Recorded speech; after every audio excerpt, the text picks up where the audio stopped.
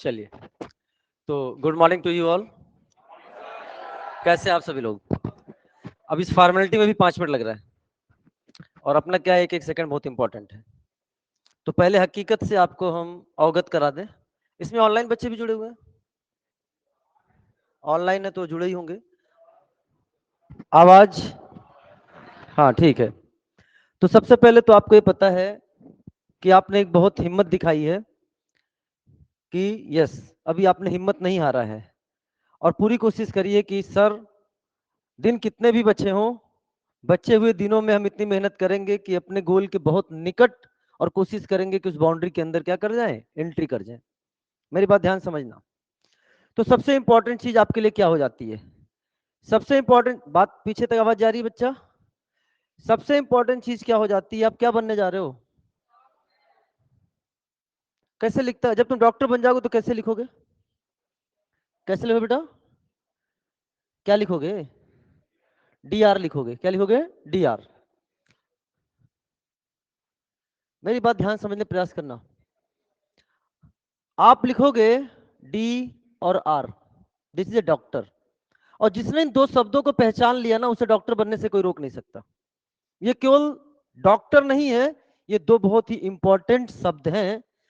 For example, D और are को समझने का प्रयास करो।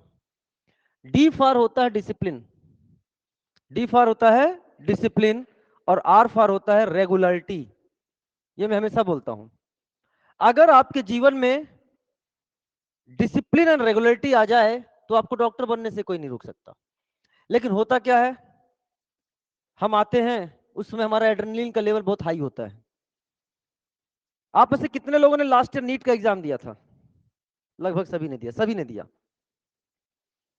सिलेक्शन नहीं हुआ इसलिए आज यहां बैठे हो। लेकिन आप में से कई लोग जब एग्जाम दे रहे थे तो उसमें एक फीलिंग आ रही थी कि मुझसे ये गलती हो गई, ये गलती नहीं होनी चाहिए थी।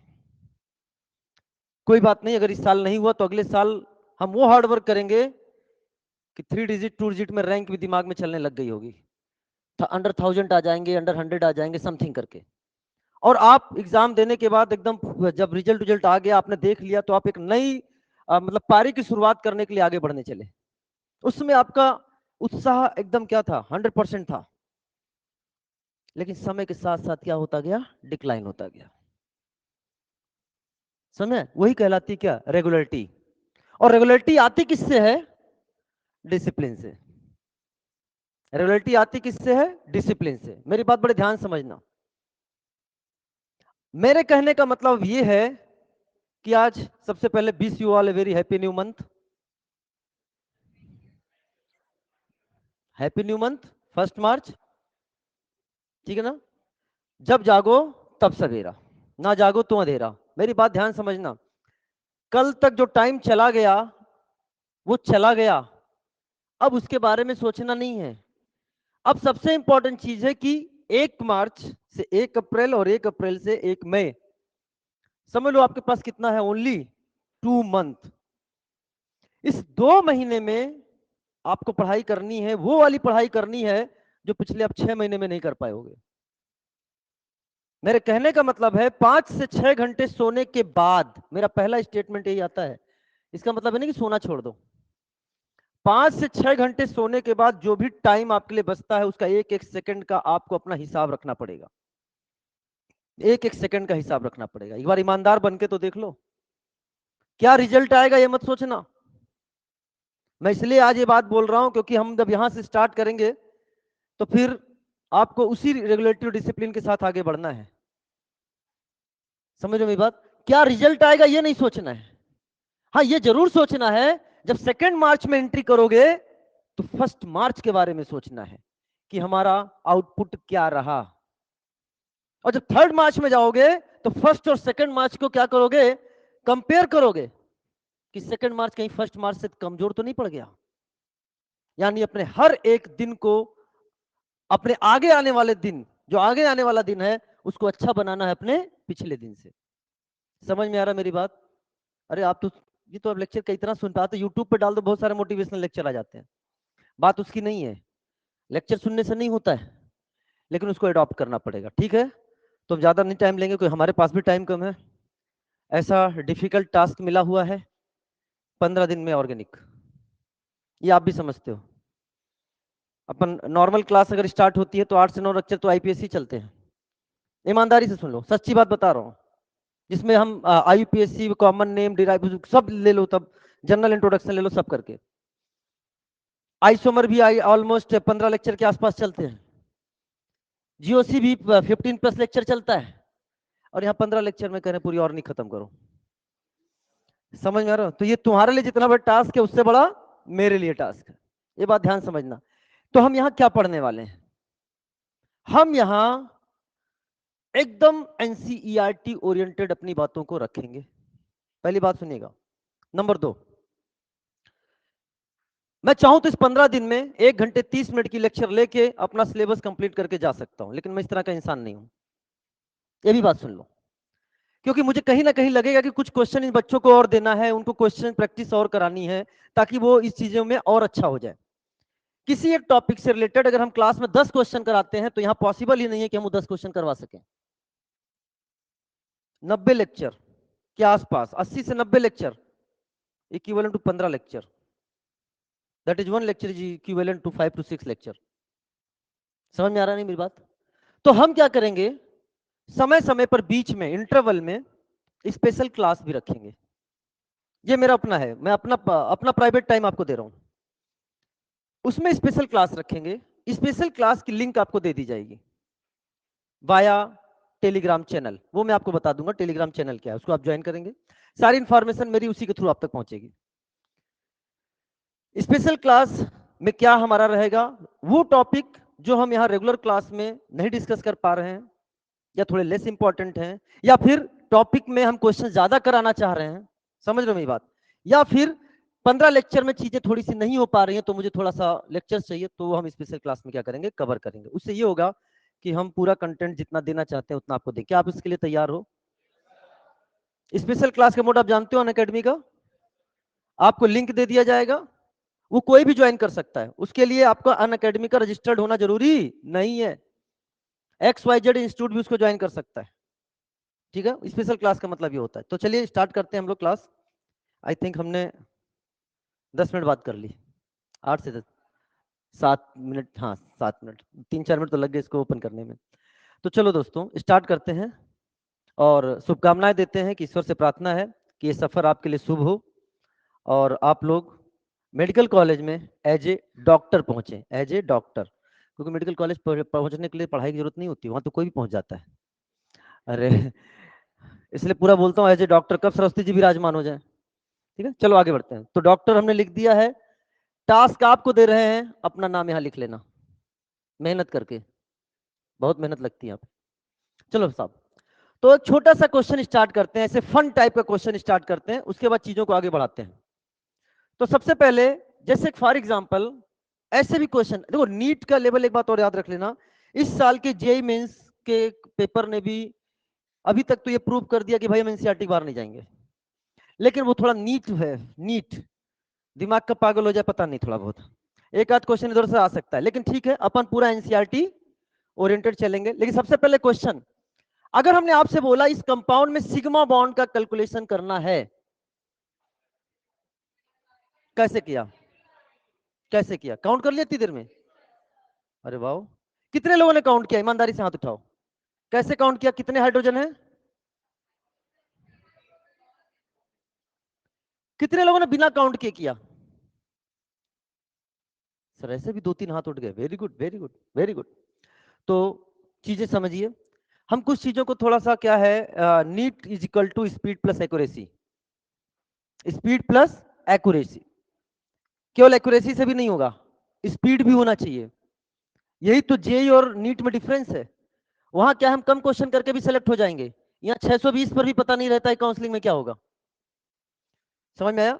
तो हम आपको बताना चाहते हैं सिग्मा बॉन्ड कैलकुलेशन की बात। पहला तो तरीका यही है, जैसे कई बच्चों ने किया, सारे काउंट कर लिया तुरंत जल्दी में, इतनी देर में, बहुत देर से खुला हुआ था पेज और उन्होंने तब तक काउंट कर लिया, मास्टर पूछेगा तुरंत उसके मुंह पे फेंक के मारेंगे आंसर।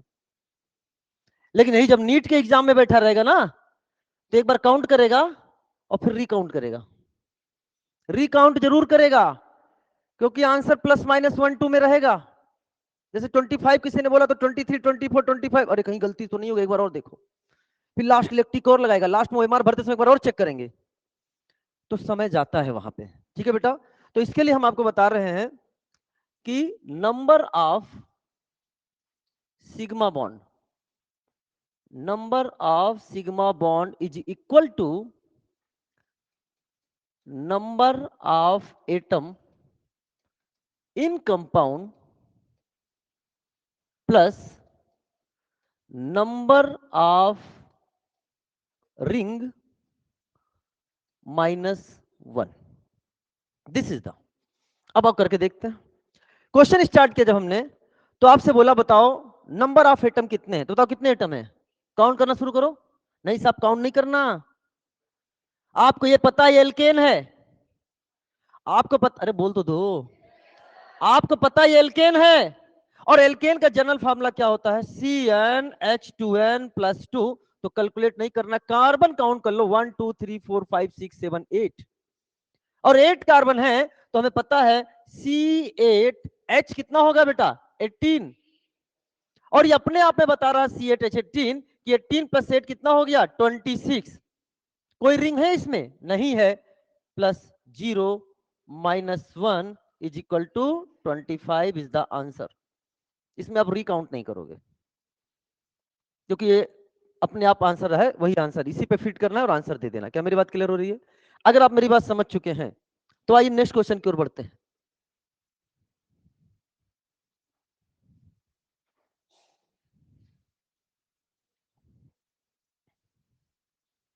चलिए क्वेश्चन नंबर 2, एकदम एकदम एक्टिव रहो और जवाब दो। मैंने कहा नंबर ऑफ सिग्मा बॉन्ड, बच्चा कहता है सर बहुत आसान है, 1 2 3 4, 4 सिग्मा बॉन्ड नहीं, ये बॉन्ड लाइन नोटेशन है, and you know about bond line notation. तो बताओ कितने कार्बन का ये, 1 2 3 4 5, ये बॉन्ड लाइन नोटेशन में ईच कार्बन रिप्रेजेंट कार्बन। सब यहां कितने हाइड्रोजन है बेटा, यहां, यहां, यहां, यहां 3, 5 कार्बन का एल्केन, क्या सोचोगे, C5, बोलो, C5H12, बताओ कितने एटम हो गए, 17 प्लस 0 -1, बोले तो is the answer, speed plus accuracy. Clear हो रहा है कि नहीं हो रहा? और नेक्स्ट, ये क्या है, बेंजीन, ठीक है, बेंजीन, फार्मूला पता है क्या होता है, C6H6, बताओ कितने एटम हो गए, कितने एटम हो गए इसमें, 12, कितने हो गए, 12, बहुत ध्यान सुना। तो क्या करोगे, 12, क्या इसमें रिंग भी है, तो रिंग के लिए क्या करोगे, 1 माइनस क्या करोगे, 1, बोले तो 12, बोले तो 12। Is it clear? Now time starts now for you. इस क्वेश्चन का जवाब दीजिए। हाँ, मैं आधा क्वेश्चन का जवाब मैं दे देता हूँ, इसे नेप्थलीन बोलते हैं। अच्छा मास्टर, जल्दी जल्दी जल्दी।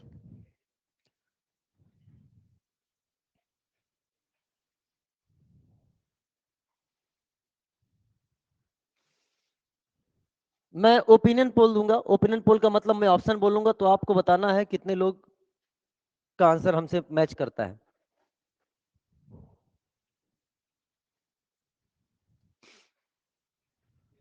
कितने लोग का जवाब आ गया, 1 2 3 4 5 6, दिस इज कंपटीशन, यही तो कंपटीशन है। बोलना नहीं है, मैं ऑप्शन बोलूंगा तब आपको बताना है।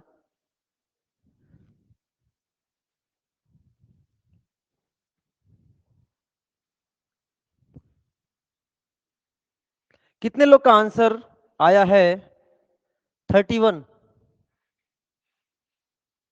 25, 18,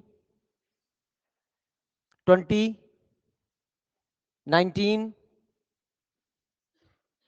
अच्छा कुछ लोग 19 पे आ गए, बाकी लोग का जवाब दो, जो क्या है, क्या आया, 29, वेरी गुड। आपका जवाब 27, यू 27, 27 बेहतरीन, यू 21, यू है क्या है, 19, यू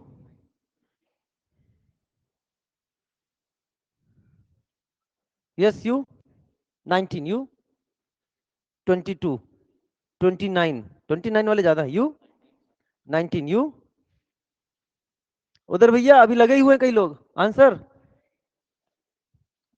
18, 19। अब सोच लो, आई थिंक ये एक इजी क्वेश्चन है कि नहीं?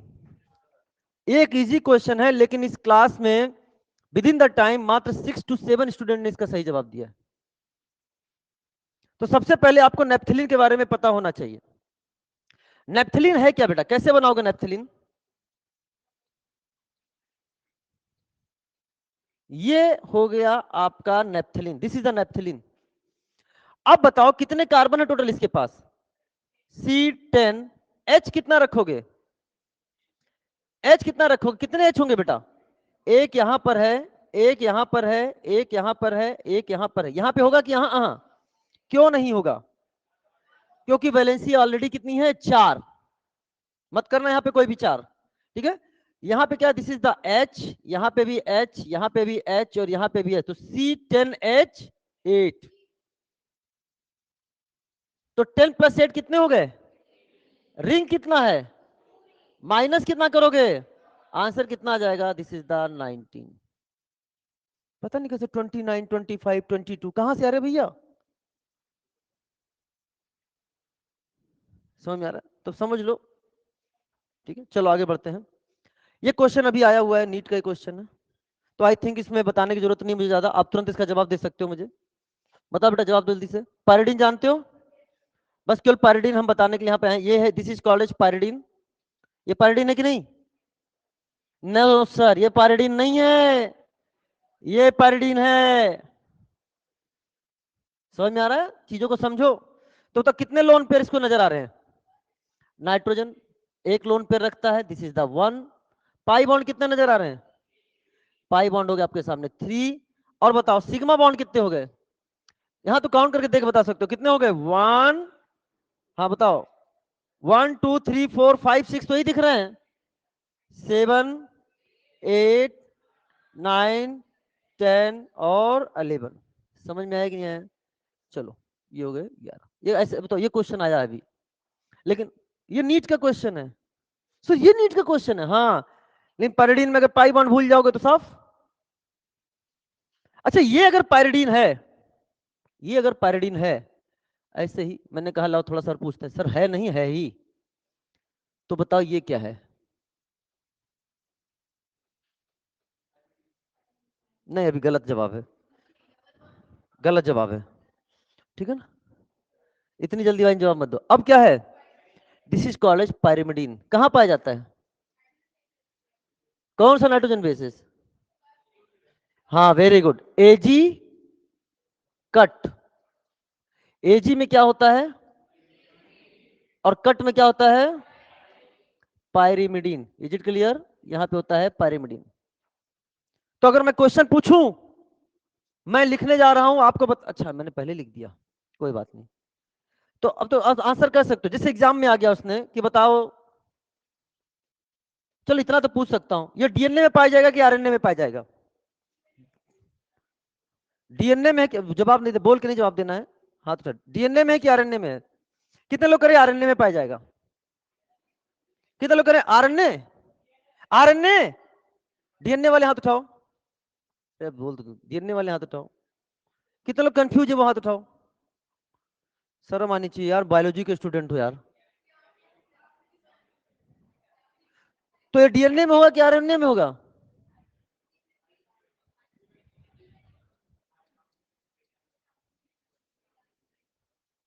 This is the vitamin B1। बेटा क्वेश्चंस आ रहे हैं इस पे, क्वेश्चंस आ रहे हैं इस पे। और ये जो टी है ना, देख लो, पेपर मैं बनाऊं ना तो साफ हो जाएंगे बच्चे। दिस इज द डिफरेंस, ये आपको जानना पड़ेगा। This is the thiamine, this is thiamine. Thiamine जो विटामिन B1, विटामिन B1 से क्या होता है? Beriberi. Thiamine, vitamin B2 riboflavin, vitamin B3 niacin, vitamin B5 pantothenic acid, vitamin B6 pyridoxine, vitamin B7 या H biotin, vitamin B12 cyanocobalamin. अरे है ना, ये आपका काम है, मेरा काम नहीं है, ठीक है? चलो आ जाओ, वापस आ जाओ। तो चलिए बेटा, ये हमने आपको बात करी। अच्छा, आपको शायद पता है कि ये सारे नोट्स आपको मिल जाएंगे, ये आप डाउनलोड कर सकते हो किससे, ऑनलाइन। और अगर नहीं मिलेंगे तो हम आपको प्रोवाइड कर देंगे, नहीं मिलेंगे तो हम आपको प्रोवाइड कर देंगे, ठीक है। हाँ, हम आपको प्रोवाइड कर देंगे। Is it clear? चलो साहब, क्योंकि लिखने का समय नहीं है, आप समझते जाओ। अगला है degree of carbon and hydrogen. यहाँ पे भी टाइम वेस्ट नहीं करेंगे, बस हम आपसे पूछना चाहते हैं और एक क्वेश्चन की तरह आप इसका जवाब दीजिए। अच्छा, इस कंपाउंड का नाम बताओ। आइसो ऑक्टेन, बेहतरीन जवाब। Iso octane, this is the exception of iso. Normal iso neo की बात हम थोड़ी देर बात करेंगे, अभी केवल मैंने नाम बताया है। ऐसा कार्बन जो डायरेक्टली एक कार्बन से जुड़ा हो उसे क्या बोलते हैं? 1 डिग्री। जो डायरेक्टली 2 कार्बन से जुड़ा है, जो डायरेक्टली 3 कार्बन से जुड़ा है, जो डायरेक्टली 4 कार्बन से जुड़ा है, उसे अपन बोलते हैं 4 डिग्री कार्बन। अब हाइड्रोजन की बात करने जा रहे हैं। 1 डिग्री हाइड्रोजन किसे बोलोगे? जो 1 डिग्री कार्बन से जुड़ा है। 2 डिग्री, 3 डिग्री हाइड्रोजन और 4 डिग्री हाइड्रोजन। क्योंकि 4 डिग्री कार्बन ऑलरेडी 4 कार्बन से जुड़ा है, तो अगर उससे जोड़ोगे तो वैलेंसी कितनी हो जाएगी? 5। इसलिए 4 डिग्री हाइड्रोजन की बात नहीं करेंगे। और ऐसा कार्बन जो किसी भी कार्बन से ना जुड़ा हो, उसे भी कितना डिग्री बोलेंगे? 1 डिग्री बोलेंगे। उसे भी क्या बोलेंगे? जैसे CH3Cl, CH4, CH3NH2, ये सारे इसके एग्जाम्पल हो जाएंगे। अब आपका काम है, बताइए इसमें कितने 1 डिग्री कार्बन है। टाइम लीजिए, 1 मिनट का समय लीजिए। 2 डिग्री कार्बन है, 3 डिग्री कार्बन है एंड 4 डिग्री कार्बन है। फिर आपको बताना है 1 डिग्री हाइड्रोजन कितना होगा, 2 डिग्री हाइड्रोजन कितना होगा एंड फिर 3 डिग्री हाइड्रोजन कितना होगा। Time starts now. बेटा पेन लेके क्या है, क्यों बैठे हो ऐसे? जवाब दो, क्वेश्चन मत नोट करने बैठना 1 घंटे, वहीं देख देख के जवाब दो।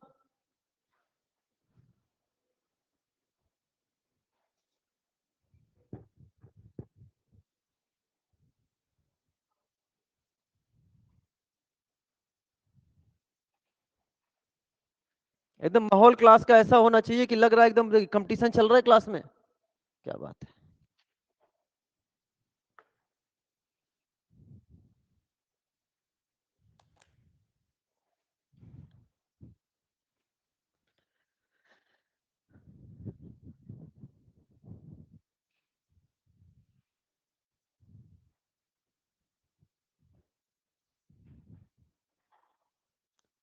चलो 30 सेकंड मोर, जवाब आना चाहिए।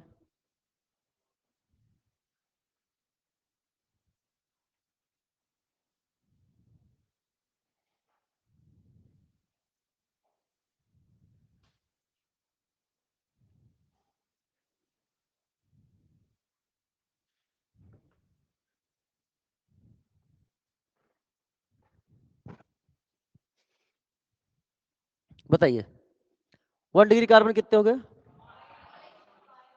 2 डिग्री, नेक्स्ट, नेक्स्ट, बेहतरीन जवाब। Next, next, next. ठीक है, तो सिंपल से आपने जवाब दे दिया है। ये कितने डिग्री कार्बन बेटा? 1। डायरेक्टली एक कार्बन से है, 1 डिग्री, 1 डिग्री। ये कितना है? दिस इज द, दोनों तरफ से जुड़ा है 2 डिग्री। ये कितना हो गया? 3 डिग्री। ये कितना हो गया? 1 डिग्री। ये कितना हो गया? 1 डिग्री। तो 1 डिग्री हाँ, और एक बच गया यहाँ पे बीच में गया, दिस इज द 4 डिग्री। जवाब एकदम सही है, 5 हो गए 1 डिग्री के। और चूंकि 1 डिग्री कार्बन से कितने हाइड्रोजन है? 1 डिग्री कार्बन से 3 हाइड्रोजन है, और सभी के साथ 3 3 हाइड्रोजन है, तो 15 हो जाएंगे ये। 2 डिग्री हाइड्रोजन के साथ 2 हैं, और 4 डिग्री तो अपन बात ही नहीं करेंगे हाइड्रोजन की, और 3 डिग्री के साथ 1 है। एक सिंपल सा क्वेश्चन हमने आपके सामने किया, क्योंकि डिग्री की हमें आगे जरूरत पड़ेगी। चलो एक क्वेश्चन बस इसको अभी करेंगे, ये आपका होमवर्क है जैसा लिखा हुआ है, आंसर करो लास्ट क्वेश्चन। हम्म,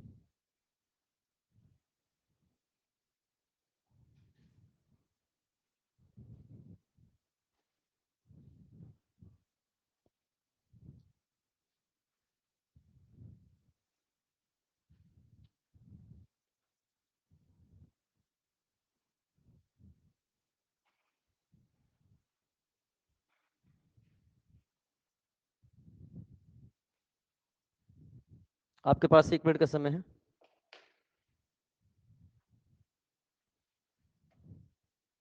लॉक कर दिया क्या?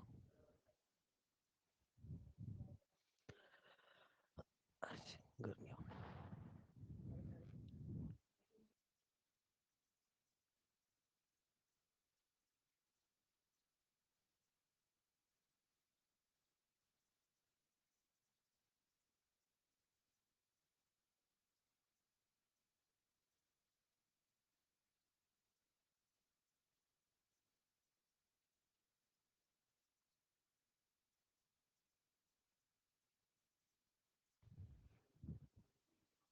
हो गया? चलो, अब ये आपको जवाब देना है, सारे बच्चे जवाब दीजिएगा। बताओ बेटा, 1 डिग्री कार्बन कितना हो गया? 2 डिग्री, 3 डिग्री, 4 डिग्री, 0। क्या बोला? 1 डिग्री, 8 भी आंसर आया है और 9 भी आंसर आया है। और बताओ क्या क्या 6? 1 डिग्री में कोई और जवाब है तो जवाब दो। 1 डिग्री में कोई और जवाब है तो जवाब दो, बोलो। 2 डिग्री में कितना है? 5 भी जवाब आया है और 6 भी जवाब आया है। और 3 डिग्री 1 आया है। अब हमें चेक करना है कि इसका आंसर सही है कि गलत है। तो बताओ, जल्दी जवाब दो बेटा। ये कितने डिग्री का हो गया? This is the 2 degree. ये वाला? अच्छा, इतना समझ में आ रहा है? आजू बाजू कार्बन।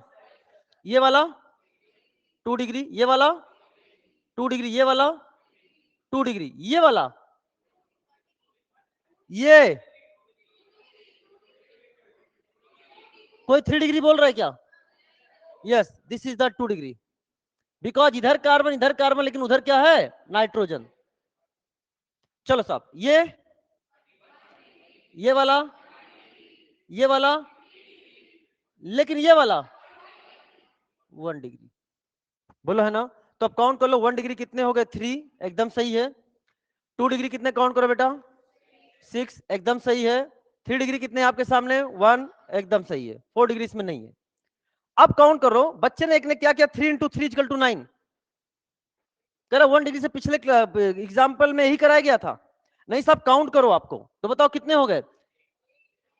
यहां पे कितने हो गए? 3, 3 6 और 2 8।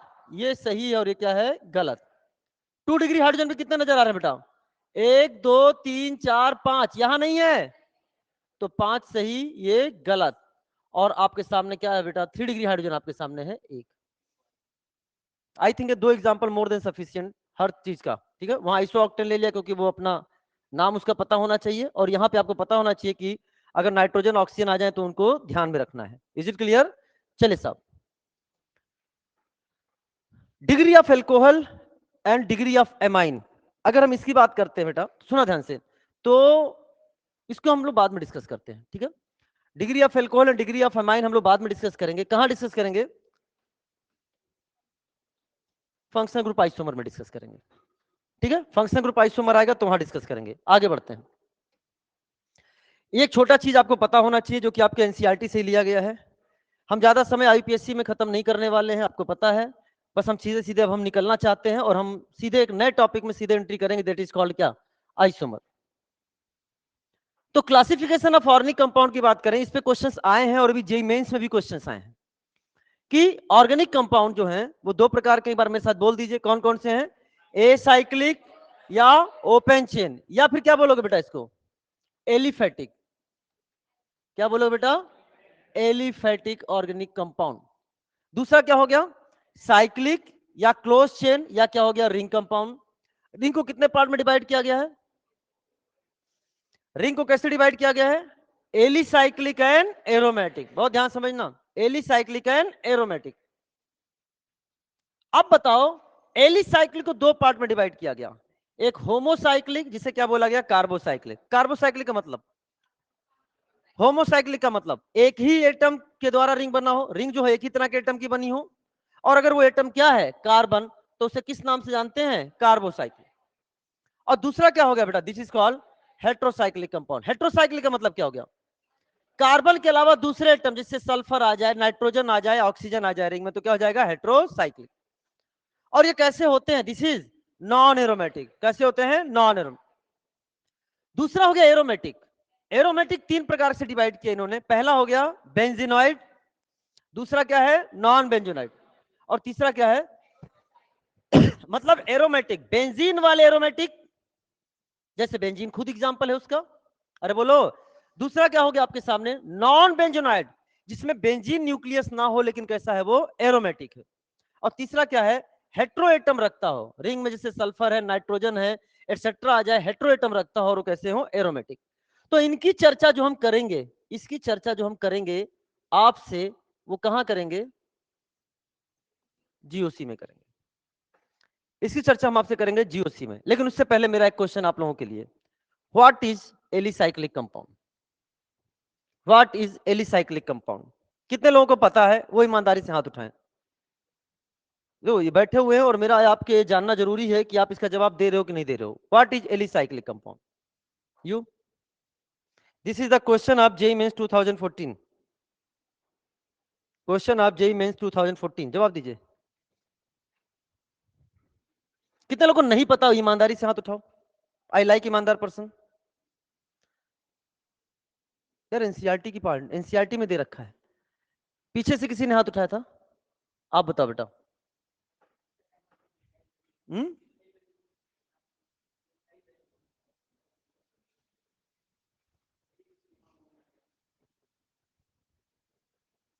You can explain. क्या नाम है आपका? Yes you.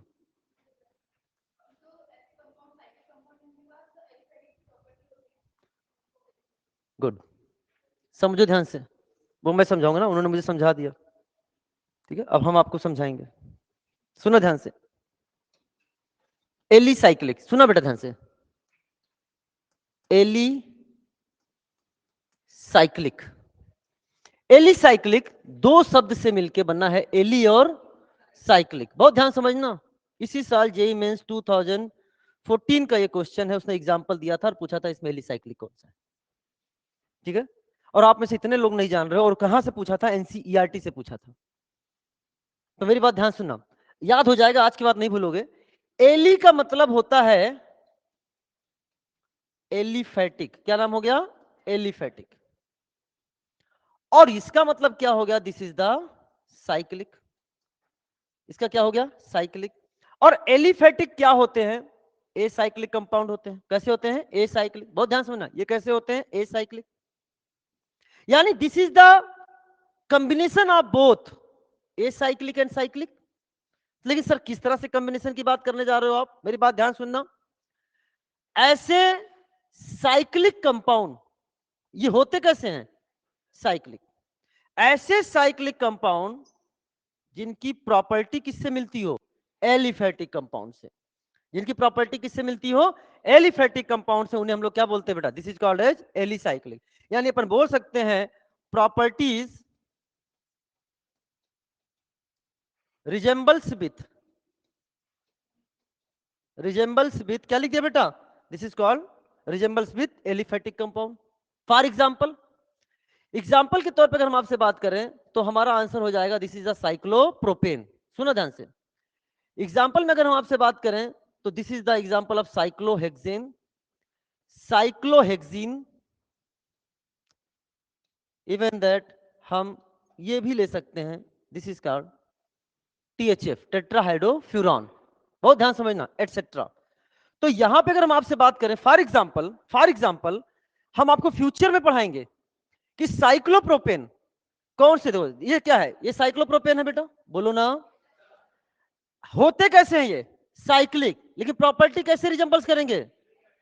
एलिफेटिक। जैसे एलिफेटिक, तीन कार्बन का अगर हम ले लेते हैं, तीन कार्बन का हम ले लेते हैं एल्कीन, क्या लेते हैं? प्रोपीन। क्या लेते हैं? प्रोपीन। मेरी बात समझना। या फिर हम एल्केन की बात करते हैं। बताओ, तीन का अगर एल्केन है, ये फ्री रेडिकल रिएक्शन शो करेगा। क्या शो करेगा? Free radical. आपको पता है कि नहीं पता? रेडिकल। और एल्केन भी क्या शो करते हैं? Free radical. तो प्रॉपर्टी सिमिलर टू हो गई कि नहीं हो गई? अरे बोलो। ये आपका इलेक्ट्रोफिलिक एडिशन रिएक्शन शो करेगा। अरे बोलो। और एल्कीन भी क्या शो करता है? प्रॉपर्टी सिमिलर टू क्या होता है? और इस बार जो क्वेश्चन आया था आपके, दैट इज ये वाला जेईई मेंस में आया था कि कैसा कंपाउंड। तो मेरी बात ध्यान समझना। अब आप एक बार मेरे बोलो, अगर मैंने आपसे बोला कि व्हाट इज एलिसाइक्लिक, कैसे डिफाइन करोगे? होते कैसे हैं? प्रॉपर्टी कॉल्ड, समझ में आया कि नहीं आया? सबसे बड़ी बात, ये एरोमेटिक नहीं होते, ये एरोमेटिक नहीं होते, ये सारे के सारे क्या हैं? Non aromatic. क्या मेरी बात क्लियर हो गई कि नहीं होगी बेटा? अरे है ना? चलो बाकी ये चीज आएगा, मैं आगे पढ़ाऊंगा इसको। जैसे फॉर एग्जांपल इस पर भी Br2 का रिएक्शन हो जाएगा, साइक्लोप्रोपेन में Br2 का रिएक्शन हो जाएगा। अरे बोलो ना, आगे चीजें मैं पढ़ाऊंगा इसमें। टेस्ट ऑफ अनसैचुरेशन पढ़ा है कि नहीं पढ़ा आप लोगों ने? अरे आ रहा है कि नहीं समझ में आ रहा है? सब सिंपल चीजें चल रही हैं अभी। अब एक टॉपिक स्टार्ट करने जा रहे हैं जो कि हमें बहुत काम में आने वाला है, दैट इज क्या? Degree of unsaturation. कितने लोग जानते हैं इसके बारे में? Degree of unsaturation. अरे अरे हाथ के मतलब क्या है, नहीं जानते? मैं नहीं जानते तब हाथ उठा रहा है। कितने लोग जानते हैं डिग्री ऑफ अनसैचुरेशन? ईमानदारी से हाथ उठाओ। चलो आइए इस पर चर्चा करते हैं। बताओ क्या होता है डिग्री ऑफ अनसैचुरेशन? सुनो मेरी बात, डिग्री ऑफ अनसैचुरेशन को हम लोग शॉर्ट फॉर्म में क्या बोलेंगे? डीयू बोलेंगे। और डिग्री ऑफ अनसैचुरेशन बेटा आपके और भी नामों से जाना जाता है। This is called as double bond equivalent. किस नाम से था? डबल बॉन्ड इक्विवेलेंट, या हमने क्या बोल दिया इसको? डीबीई। या फिर इसको हम लोग बोलते हैं, दिस इज कॉल्ड एज, गर्मी नहीं लग रही आप लोग को? इंडेक्स ऑफ हाइड्रोजन डेफिशिएंसी, यानी दिस इज कॉल्ड एज क्या? IHD। IHD बहुत ध्यान समझना, हम कुछ नया सिखाने वाले हैं आपको आज। डबल बॉन्ड इक्विवेलेंट किसको रिप्रेजेंट करता है? एनीवन? डबल बॉन्ड इक्विवेलेंट है क्या? डीयू है क्या? बताओ।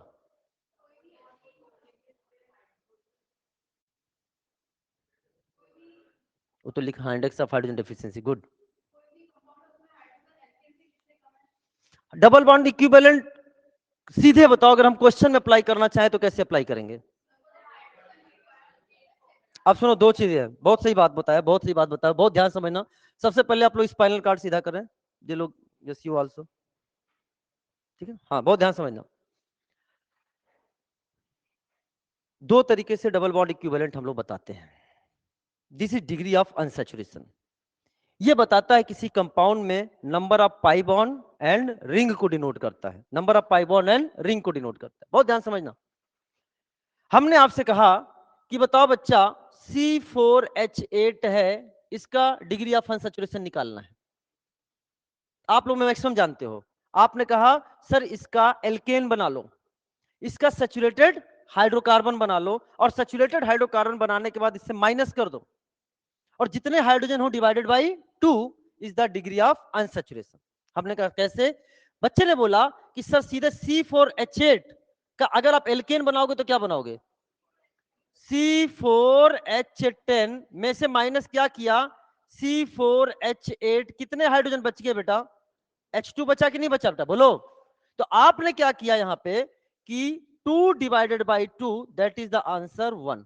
लेकिन लेकिन जब आपके सामने नाइट्रोजन आ जाए या आपके सामने हेलोजन आ जाए, तो फिर उसका आपको क्या बनाना पड़ता है? उसका भी एल्केन बनाकर आपको आंसर लाना पड़ता है, और तब थोड़ा सा एजम्पशंस के कारण टाइम टेकिंग हो जाता है। मेरी बात ध्यान समझना।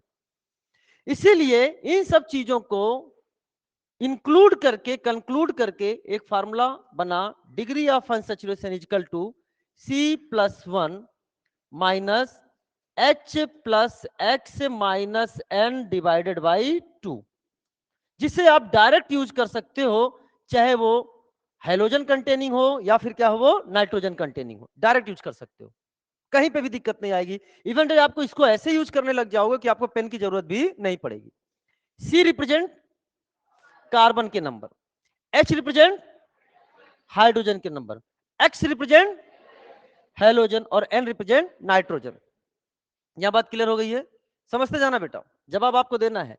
जैसे फॉर एग्जांपल अब हमने कहा C4H8 का डीयू निकालो, तो आपने क्या किया बताओ बेटा?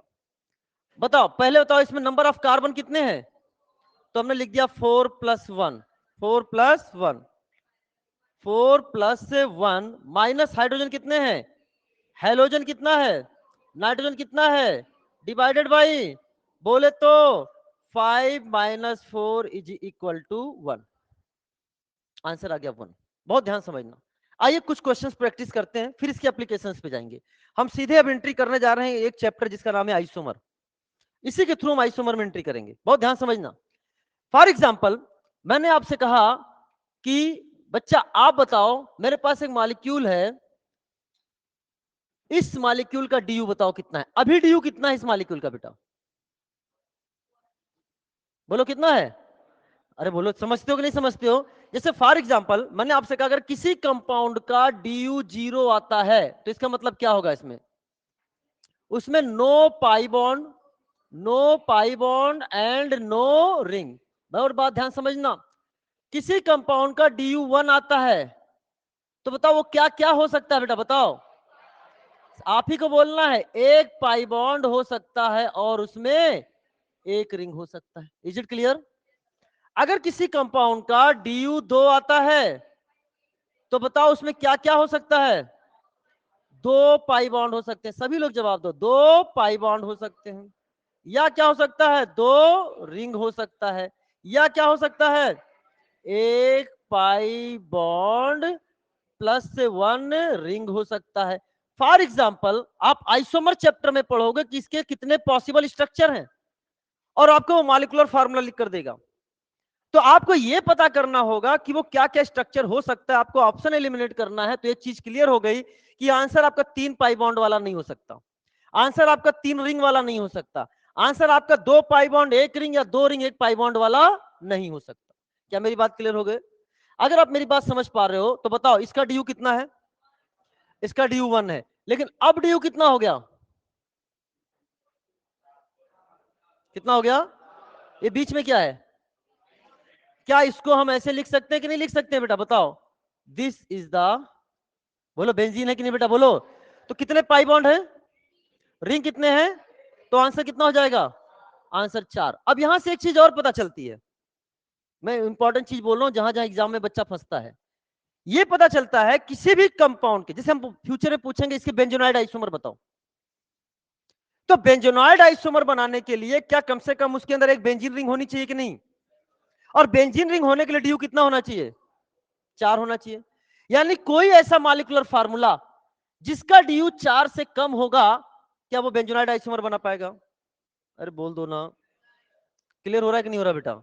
चलो बेटा अगले क्वेश्चन का जवाब दो, यानी लिख लेना कि for benzenoid isomer minimum DU requirement is 4। पता चले हमने फार्मूला दिया, उसका ड्यू 3 आ रहा है, तुम बेंजोनाइड आइसोमर बनाए जा रहे हो।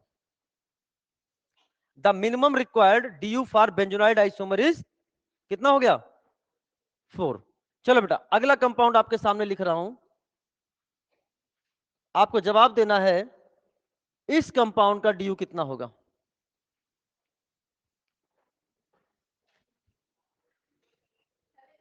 7। कैसे पता चला, क्या आप इसको ऐसे देख पा रहे हो, क्या आप इसको ऐसे देख पा रहे हो बेटा, बोलो है ना। This is called naphthalene, this is called naphthalene. कितने पाई बॉन्ड है और रिंग कितने हैं, तो कितना हो जाएगा, दिस इज आंसर इज 7। चलो अगला क्वेश्चन सॉल्व करो आप लोग खुद से। C3H7ClON2, सीधे फार्मूला लगाना।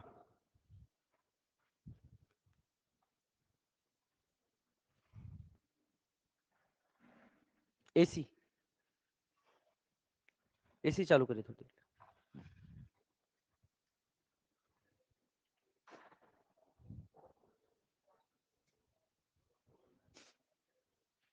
कितना आ रहा है,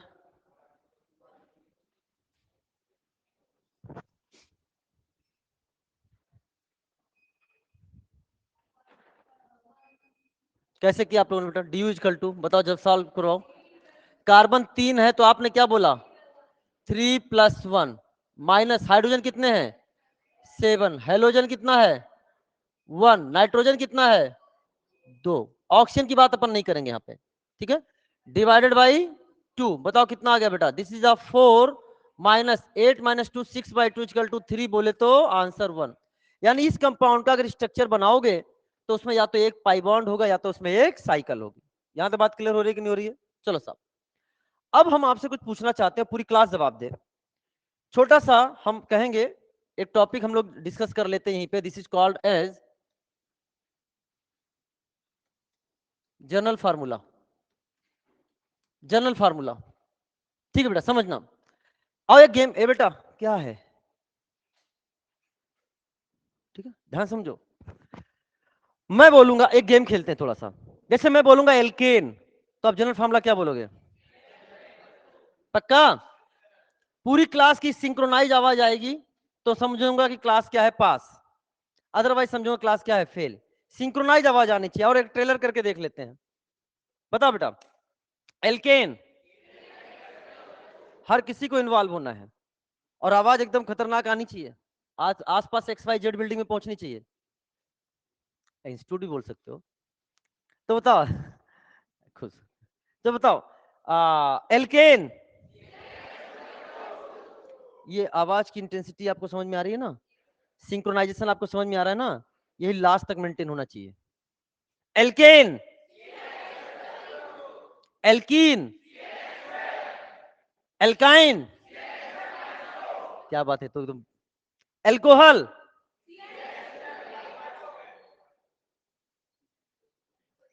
इथर, एल्कोहल में इथर, नहीं वो इंटेंसिटी कहां गई, इंटेंसिटी कहां गई पहले वो ध्यान, फिर से alkane, alcohol, ether, aldehyde, ketone, anhydride. अब कुल मिलाकर एक चीज समझ में आ गया मुझे कि जब आप एल्काइन के बाद गए तो उसके बाद क्या आने लग गया, इंटेंसिटी में डिक्लिनेशन आने लग गया, हाँ या ना? इसके पीछे रीजन है, कुछ बच्चे आप में जान भी रहे हो, इसके पीछे रीजन ये है कि कई लोग क्या करते हैं, जनरल फॉर्मूले को रटना शुरू करते हैं। मेरी बात ध्यान समझना, रटना शुरू करते हैं और रटने के बाद क्या है, फिर से रिवीजन करना शुरू करते हैं। तो हमें क्या करना है बेटा कि कोई भी general formula within our syllabus आ जाए तो हमें उसको रटना नहीं है। उसके लिए आपको कुछ चीजें पता होनी चाहिए जो कि आपको ऑलरेडी पता है। वो क्या है? एल्केन, एल्कीन और एल्काइन का जनरल फार्मूला। आओ एक बार मुझे लिखवा दो। बताओ बेटा, सबसे पहले आपने क्या बोला, एल्केन का जनरल फार्मूला क्या लिखा बेटा? CnH2n+2। क्या कार्बन सिंगल बॉन्ड कार्बन होता है क्या? अच्छा, इसका डी कितना होगा? 0। तो ना ही इसमें कोई पाई बॉन्ड है ना ही इसमें कोई साइकिल। मैंने आपको से बोला कि बताओ बेटा, अगला है एल्कीन। एल्कीन में क्या लिखोगे बेटा? CnH2n। बताओ, C डबल बॉन्ड C है तो आप क्या लिखोगे? डी कितना हो गया इसका? डी इसका हो गया 1। फिर अगला हो गया, this is called as alkyne. Alkyne में क्या लिखा? CnH2n-2। क्या ट्रिपल बॉन्ड है? और ट्रिपल बॉन्ड है तो बताओ डी इसका कितना हो गया? डी इसका हो गया 2। बात क्लियर हो रही है कि नहीं हो रही बेटा? यहां तो कोई दिक्कत? नो दिक्कत? अरे हाँ ना? तो आपको केवल इतना ही पता होना चाहिए और जितने भी नाम हमने अभी तक लिए उन सबका जनरल फॉर्मूला आप खुद सोच सकते हो। कैसे? ध्यान समझना। जैसे सबसे पहले मैंने लिखा एल्कोहल। क्या लिखा बेटा? एल्कोहल। एल्कोहल जानते हो ना? अरे मतलब मैं मॉलिक्यूल की बात कर रहा हूं। कर हम बहुत अच्छे से जानते हैं एल्कोहल। बताओ एल्कोहल ये है। हमने एल्कोहल से पूछा कि एल्कोहल बता तेरा जनरल फार्मूला क्या है। एल्कोहल कहता है मेरे 2 क्वेश्चन का जवाब दो, जनरल फार्मूला गिफ्ट में मिल जाएगा। मैंने कहा क्या? क्यों, तुम ये बताओ मेरा डी कितना और मेरे पास ऑक्सीजन कितने। तो क्या इसको देख के बता सकते हो डी कितना? हमने ये तो हमारे बच्चे ही जवाब दे दोगे। बताओ बेटा डी कितना इसका लिखा? अरे कोई पाई बॉन्ड नजर आ रहा है क्या इसमें? कोई साइकिल नजर आ रहा है क्या इसमें? तो कितना डी हो गया? ऑक्सीजन कितना हो गया? ऑक्सीजन हो गया 1। अब करना क्या है, इसमें से जो डी 0 वाला है उसको उठा लो। कौन है वो? एल्केन, एल्कीन या एल्काइन? एल्केन। आपने यहां लिख दिया दिस इज द CnH2n+2 और जो ऑक्सीजन बचा उसको यहां पर लगा लो। जो ऑक्सीजन बचा उसको यहां पर लगा दो। This is the answer. कुछ बच्चे कहेंगे सर हमने कुछ और पढ़ा है। हमने क्या पढ़ा है? उन्होंने कहा सर हमने, अच्छा बताओ ये 2n+2 क्या है? हाइड्रोजन है। अगर एक हाइड्रोजन को आप इधर शिफ्ट कर दो तो क्या बन जाएगा बेटा बताओ? CnH2n+1 बनेगा कि नहीं बन जाएगा?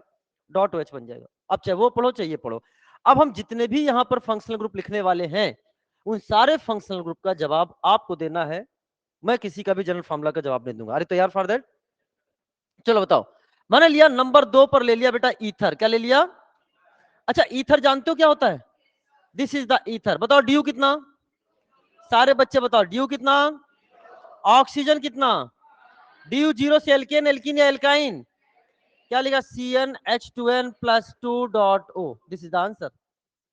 अपने आप बन रहा है, कहीं भी कुछ रटने की जरूरत नहीं है। सुनो ध्यान से।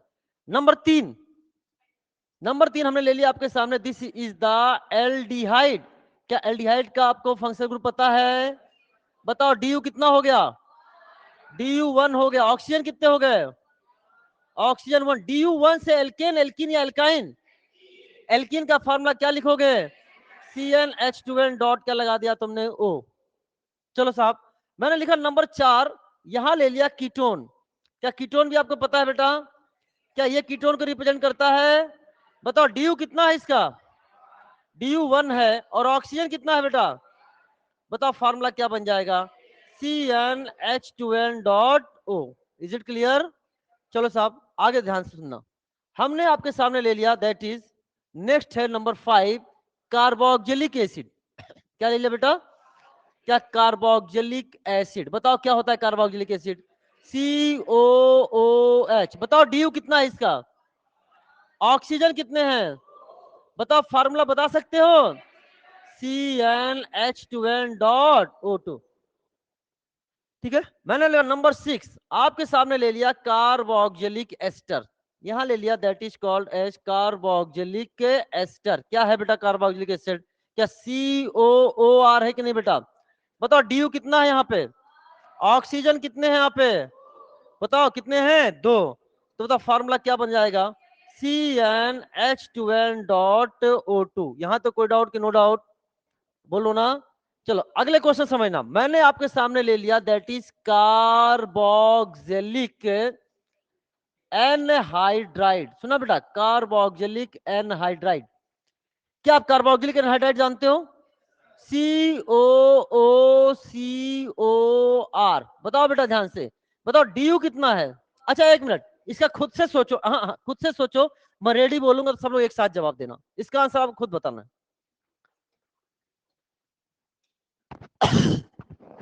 खुद से सोचो, आंसर लिख लो अपने कॉपी पे, और जब मैं पूछूंगा तो इसका जवाब आपको खुद बताना है।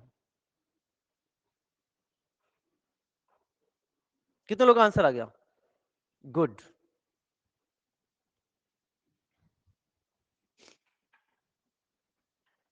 स्टार्ट। चलो मैं रेडी बोलूंगा तो एक साथ सिंक्रोनाइज, जैसे एल्केन एल्किन एल्काइन बोला था वैसे ही जवाब देना।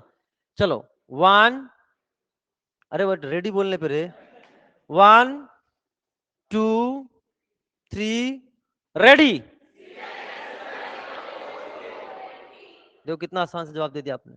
बताओ DU कितना है इसका? ऑक्सीजन कितने इसके पास? और DU2 से एल्केन, एल्किन या एल्काइन? तो आपने बोल दिया CnH2n-2 डॉट O3। कितने लोग का आया था आंसर ये? मुझे लगता है कि अब ये आपको, देखो क्वेश्चन इस पे भी आते हैं, आए हुए भी हैं। अब वो कभी आप, मुझे लगता है आपको रिवीजन करने की जरूरत नहीं होगी, लेकिन फिर भी मुझे आप पे थोड़ा सा डाउट है। इसीलिए मैं चाहता हूं कि एक कंपाउंड मैं बना देता हूं, आप उसका जनरल फॉर्मूला बताना। चलो ध्यान सुनना।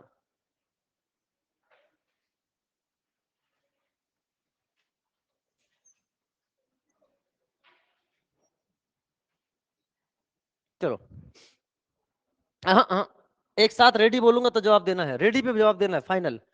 सर ये आपने सर मजाक करो, हमने क्या? सर इसमें एल्कोहल भी है, एल्डिहाइड भी है, साइक्लिक भी है और इथर भी है सर। सर अब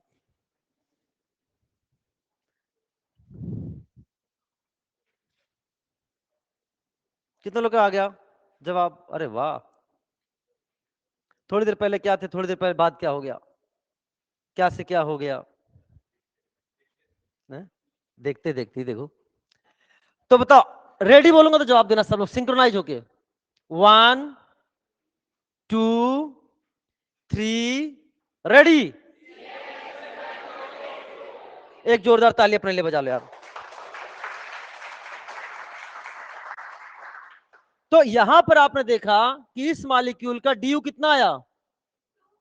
कैसे दो? एक ही तो पाई बॉन्ड है, रिंग भी है, तो आंसर हो गया इसका 2। ऑक्सीजन कितने इसके पास? क्या CnH2n-2.O3 आंसर हो गया कि नहीं हो गया? बात क्लियर हो गई कि नहीं हो गई? अब सुनना, मास्टर ने बड़ी चालाकी से दो दो का पेयर बना दिया। कैसे? एल्कोहल और ईथर का जनरल फार्मूला क्या है? सेम है।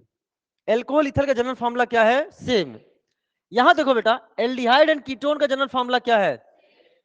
यहां देखो, carboxylic acid and carboxylic ester का जनरल फार्मूला क्या है? सेम है। इवन दैट यहां पर इन दोनों का भी जनरल फार्मूला क्या है? सेम। यानी कहने का मतलब, अगर इन दोनों मॉलिक्यूल, जैसे कोई कार्बोक्सिलिक एनहाइड्राइड है और ये गिवन मॉलिक्यूल आपके सामने है, अगर इनका मॉलिक्यूलर फार्मूला सेम हुआ, क्या हुआ? मॉलिक्यूलर फार्मूला सेम हुआ, और जनरल फार्मूला सेम हुआ, तो दोनों आपस में क्या होंगे? आइसोमर। क्योंकि आइसोमर के लिए एक टैग लाइन है जो आपको हमेशा याद होना चाहिए, हमेशा याद होना चाहिए। इसे मैं पहली लाइन में आइसोमर में लिखवाता हूं। आइसोमर बोले तो सेम मॉलिक्यूलर फार्मूला। आइसोमर बोले तो same molecular formula. If not same molecular formula then not isomer. गलती करोगे तुम लोग, गलती करोगे, क्वेश्चन आता है गलती कर देते हो। समझ में आया बेटा? तो अगर एल्कोहल ईथर का मॉलिक्यूलर फार्मूला सेम है, एल्डिहाइड कीटोन का मॉलिक्यूलर फार्मूला सेम, उनका क्या है? जनरल फार्मूला भी सेम है ना, तो क्या अपन एक डेफिनेशन लिख सकते हैं क्या? मोर देन वन कंपाउंड या two or more compound having same molecular formula and same general formula are isomer. Is it clear? अरे है ना? चलो साहब, तब तो एक बच्चा इसी में बोलता है, हे मास्टर।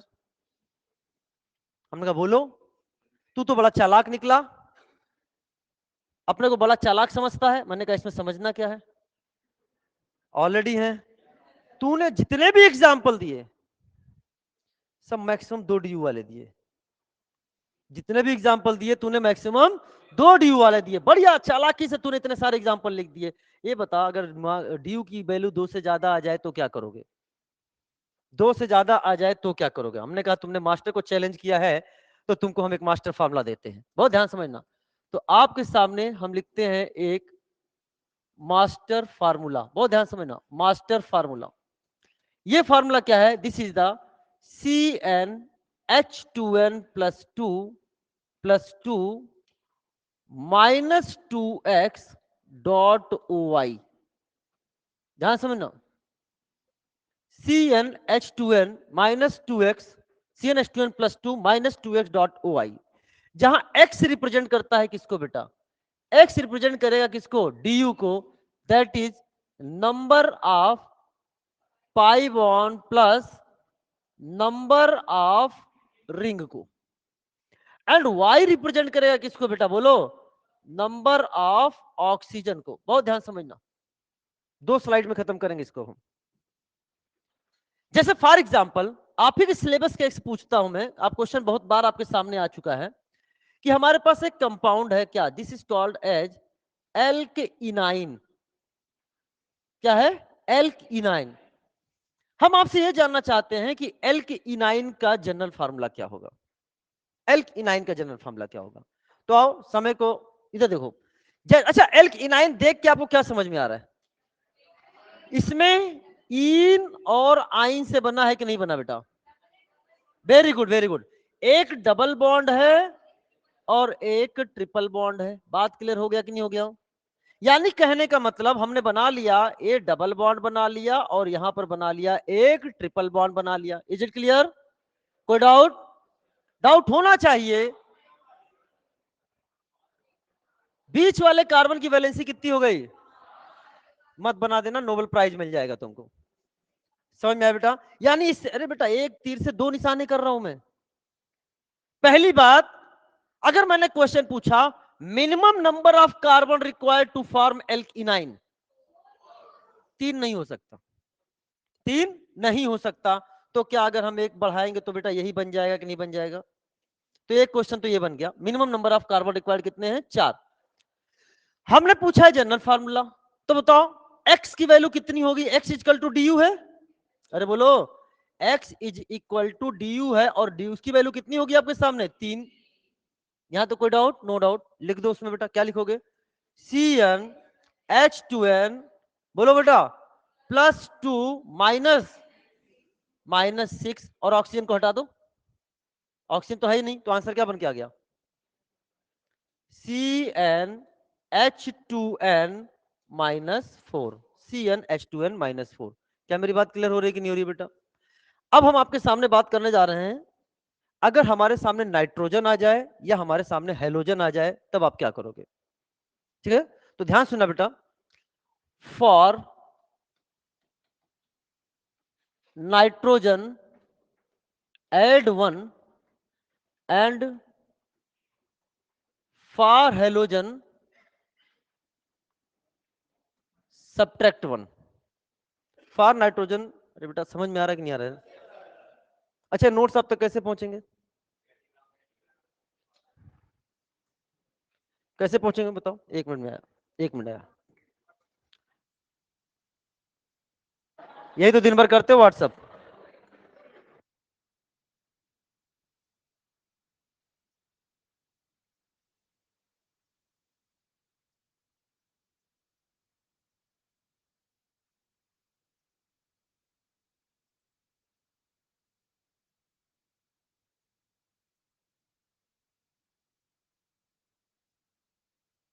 कर लेना। Hello hello hello, mic check. For nitrogen add 1 and for halogen subtract 1। बहुत ध्यान समझना। जैसे फॉर एग्जांपल हमने आपसे बोला कि RCH2NH2 है, this is primary amine, this is primary amine. बताओ बेटा इससे जनरल फॉर्मूला कैसे निकालोगे? 1 मिनट मैं बताऊंगा। बताओ इसका ड्यू कितना है? ड्यू 0, बेहतरीन जवाब। ड्यू कितना हो गया? 0। ड्यू 0 से क्या लिखोगे? CnH2n+2। कार्बन हाइड्रोजन लिख दिया, बच क्या गया लगाने के लिए? जब नाइट्रोजन आता है +1 लाता है, आंसर क्या बन गया? CnH2n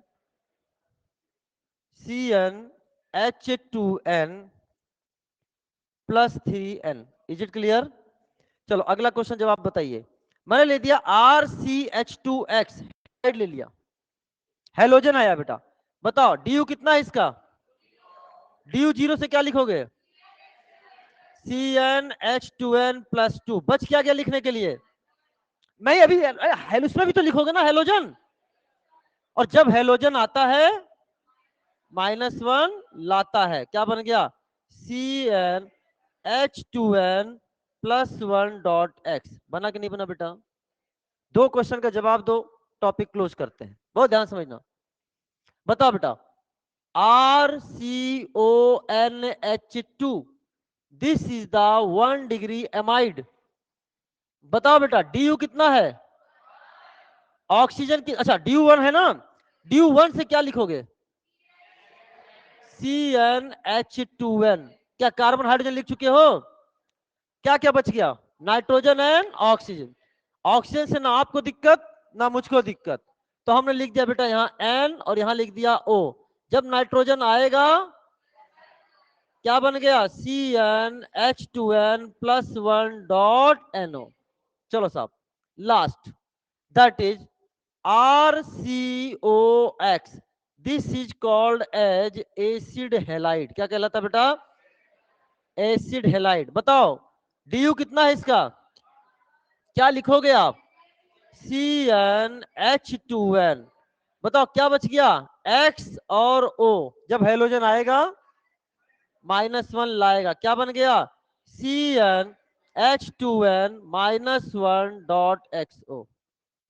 बात क्लियर हो गई कि नहीं होगी? तो इस तरीके से हमने आपको एल्केन, एल्किन, एल्काइन जो कि आपको पता था, alcohol, ether, aldehyde, ketone, acid, ester, anhydride, इसके अलावा हमने जिसका ड्यू क्या है? मोर देन 2, उसके बारे में, और एक कुछ कंपाउंड के जनरल फार्मूला बताए। अब बताओ, मुझे नहीं लगता है कि आज के बाद इसको आपको रटने की जरूरत पड़ेगी। जो हमने बताया इस मेथड में मुझे भी नहीं याद है, मैं भी तो ऐसे ही निकालता हूं। क्या मेरी बात क्लियर हो गई कि नहीं होगी बेटा? सर बड़ी खुशी हुई कि आपको भी नहीं याद है। इससे ये पता चलता है कि हम तैयार कर लेंगे, हम तैयार कर लेंगे। क्वेश्चन सुनना आपके सामने। क्वेश्चन आपके सामने है, which of the following molecular formula does not exist. तो सुनो बेटा, this is also a application of D you. कैसे? डी यू आपका होल नंबर हो सकता है। क्या बोला? डी यू आपका होल नंबर हो सकता है, 1 2 3 कुछ भी हो सकता है। डी यू आपका फ्रैक्शन हो सकता है, फ्रैक्शन में भी हो सकता है। आयनिक स्पीसीज के डी यू किस में आते हैं? फ्रैक्शंस में। एनायनिक हो कैटायनिक हो, डी यू किस में आते हैं? फ्रैक्शंस में। लेकिन डी यू आपका नेगेटिव, डी यू आपका नेगेटिव नहीं हो सकता, ये याद रखना। डी यू आपका नेगेटिव नहीं हो सकता। तो उसने आपसे बोला कि बताओ कौन सा माइक्रो फॉर्मूला एग्जिस्ट नहीं करेगा। बताओ पहले वाले का डी यू कितना आएगा? अरे कार्बन कितना पढ़ोगे? 5, 4 + 1, और हाइड्रोजन करोगे आधा, 5 - 4 = कितना हो गया? डी यू इसका कितना आ गया? 1। लेकिन इसका डी यू कितना आया?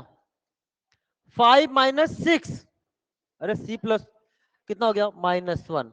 तो बेटा answer this is the exist. सीधे आंसर लगाया, this molecular formula does not exist. क्या बात क्लियर हो गई कि नहीं होगी बेटा? यहां तो कोई डाउट कि नो डाउट? अरे बोल दो ना यार, घड़ी बहुत तेज चल रही है।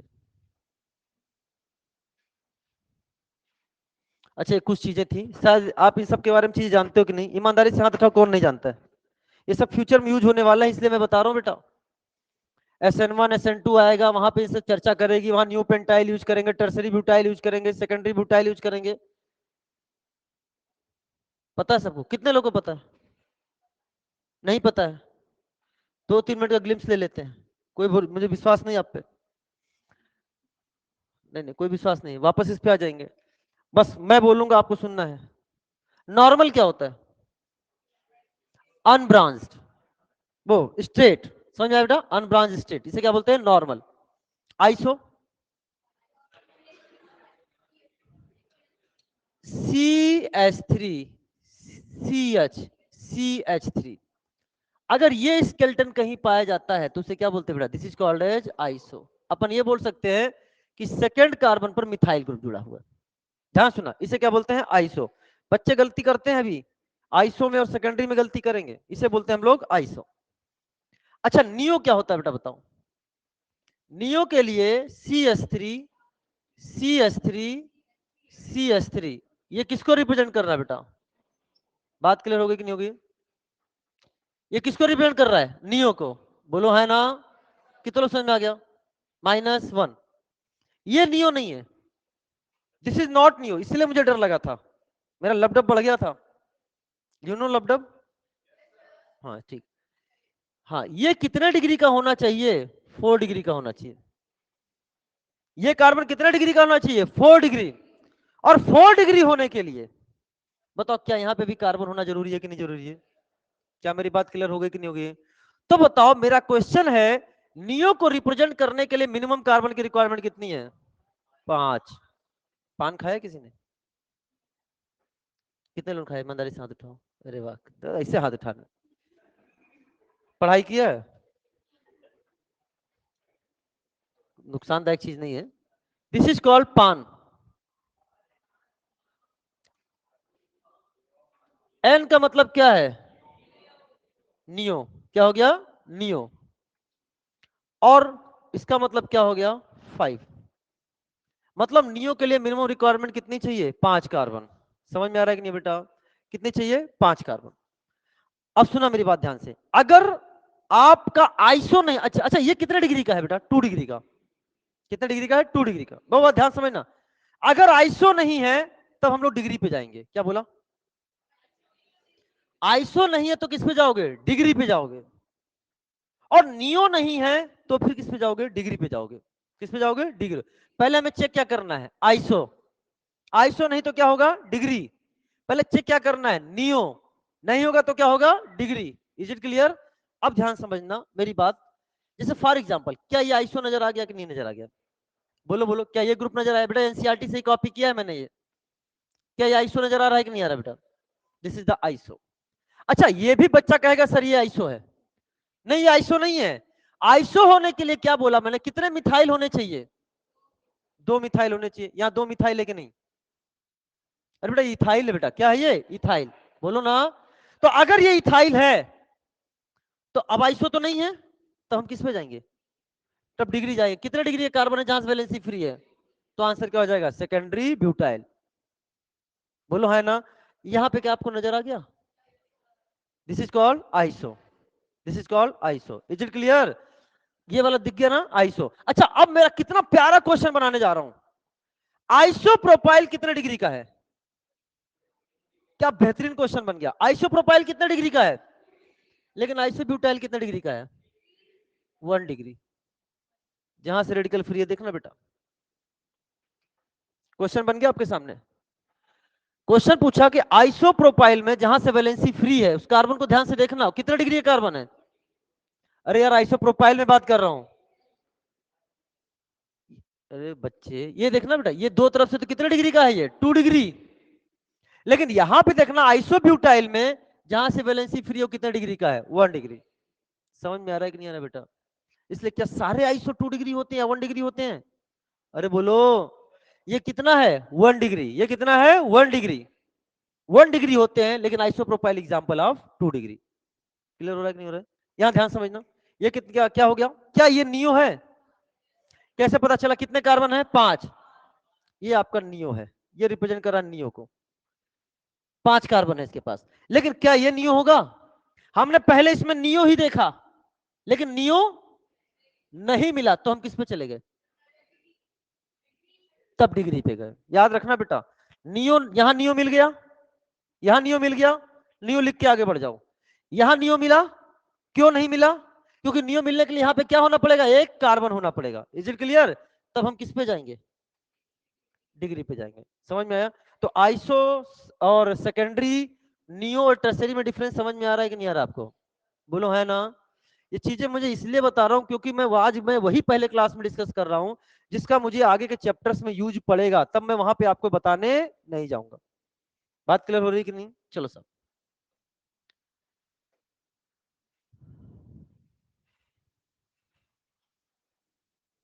सुनना मेरी बात। अब मेरे प्रश्न ये आता है कि सर आईयूपीएससी का क्या करेंगे आप? जहां तक मुझे लगता है, तो मैंने पहले क्लास में केवल उन्हीं शब्दों का इस्तेमाल किया जिनका मुझे फ्यूचर में यूज पड़ेगा। अगर हम आईपीएससी यहाँ डिस्कस करने लग गए तो वो 2 लेक्चर आराम से ले जाएगा, आराम से ले जाएगा। और 15 में से 2 लेक्चर खत्म आईयूपीएससी में। हमको अपना टाइम मैक्सिमम जो देना है वो देना है रिएक्शन मैकेनिज्म में। कौन से पार्ट? रिएक्शन वाले पार्ट में। जहां पे लगता है कि रिएक्शंस रटने पड़ जाते हैं, जहां पे लगता है कि क्वेश्चन से जवाब कैसे आ रहा है, तो हम आपको ये बताएंगे। रिएक्शन मैकेनिज्म आप सॉल्व करोगे तो हम आपको तरीका बताएंगे कि आपको नीट के एग्जाम में क्वेश्चंस को कैसे सॉल्व करना है। नीट के एग्जाम में आपको मिनिमम पेन का यूज करके कैसे क्वेश्चन का जवाब देना है कि ए से बी बनता, बी से सी बनता, सी से डी बनता है, तो डी क्या होगा। जहां पे जैसे आपको एक स्टेप में आ जाता है तो आप क्वेश्चन जवाब तुरंत दे देते हो। जहां वो 2 या 3 स्टेप में जाता है वहां पे गड़बड़ाने लग जाते हो, सर अब आगे क्या होने वाला है। मेरी बात समझ में आ रहा है कि नहीं आ रहा है? तो वहां पे थोड़ा समय देंगे। ऐसा नहीं पता चले 15 लेक्चर में 10 लेक्चर हम आईपीएससी, आइसोमर और जीओसी में चले गए और 5 लेक्चर किसको दे दिए। समझ में आया? तो फिर वो उसके साथ अन्याय होगा। मेरी बात समझ में आ रही कि नहीं आ रही है? तो हम क्या करेंगे, आईयूपीएससी, इफ यू डिमांड तो हम आईयूपीएससी की स्पेशल क्लास रख देंगे। ठीक है, स्पेशल क्लास रख देंगे आईपीएससी की उन क्वेश्चंस को लेके जो क्वेश्चंस, और हाँ उसमें स्पेशल क्लास में एक चीज और भी इंक्लूड रहेगी, और हम आपको एक पीडीएफ शेयर करने वाले हैं। पहले आप टेलीग्राम चैनल ज्वाइन कर लो। पहले आप टेलीग्राम चैनल ज्वाइन कर लो बेटा, क्योंकि हम वहीं पे आपको देंगे। ठीक है,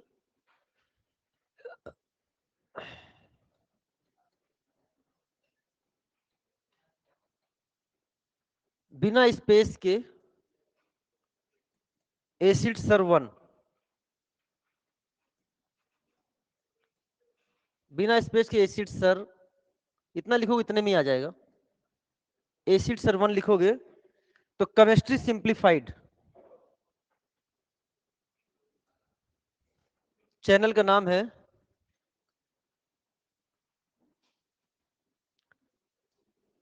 यूट्यूब पे नहीं बेटा,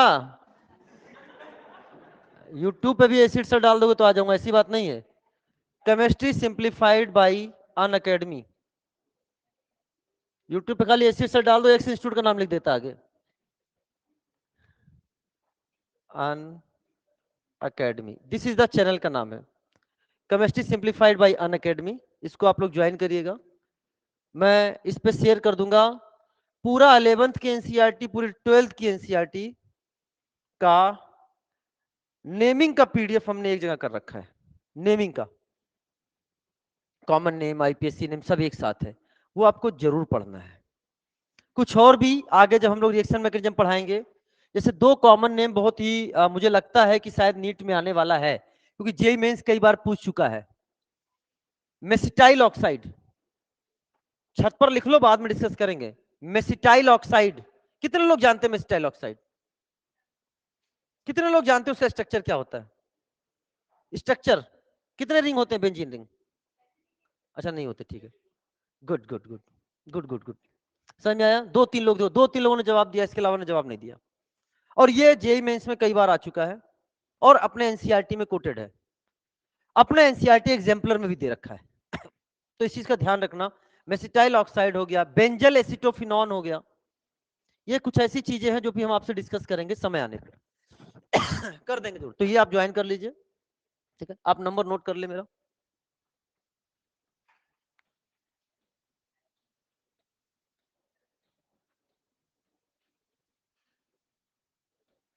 नाम आप जानते हैं, आपको मिल चुका होगा,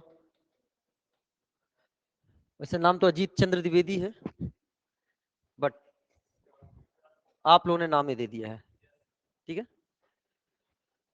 तो ये हाँ, प्लीज रात को 2 बजे उठ के डाउट मत पूछने लग जाना इसमें। एक बार बच्चा रात को 2 बजे मेरे को कॉल करता है, तो पहला कॉल आया तो मैंने कहा शायद गलती से कर दिया होगा, बच्चा नहीं कर सकता रात को 2 बजे कॉल, लेकिन नींद खुली मेरी, मैंने कहा कॉल, फिर जैसे दूसरी कॉल किया मैंने तुरंत उसको बैक कॉल किया, मैंने कहा नहीं 2 बार कॉल कर लिया है, वेरी अर्जेंट। पहला क्वेश्चन, सर आप क्या कर रहे हैं? मैंने कहा शायद सुबह हो गई है, मैं शायद देर तक सो गया हूँ, नहीं रात को 2 बजे। मैं कहा बेटा ये तो रात को 2 बज रहा है, सर वेरी अर्जेंट टॉक। तो बोलिए सर, कुछ ऐसा बोलिए कि मैं मोटिवेट हो जाऊं।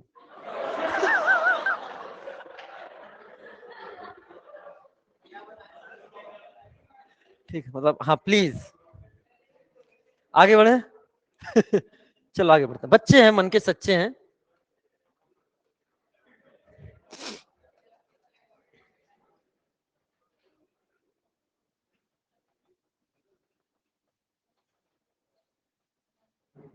चलो बेटा,